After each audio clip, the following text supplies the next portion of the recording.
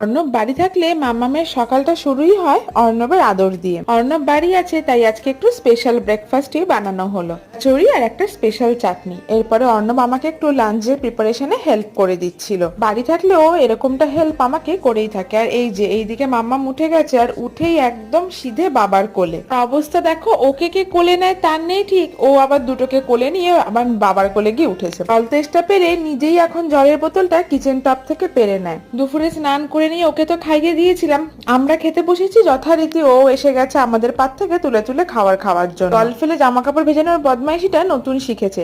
বাড়ি থেকে একটা পার্সেল এসেছিল, মা নাড়ু ঠেকুয়া করে পাঠিয়েছে। গিজারটা দুপুরে খারাপ হয়ে গেছিল আমরা স্নান করার পরে, তাই গিজার সারানোর জন্য মিস্ত্রি এসেছে। আর দেখো আবার যথারীতি জামাটা ভিজিয়েছে আর তারপরে কি বাবার কোলে উঠেছে। এই লিন্ট রিমুভাল মেশিনটা বেশ ভালোই কাজ করছে। আজকে রাতে অদ্ভুত ডিনার, পরোটা, চা, আবার ডিম সিদ্ধ সাথে। তবে এখানেই শেষ করলাম, দেখা হবে আবার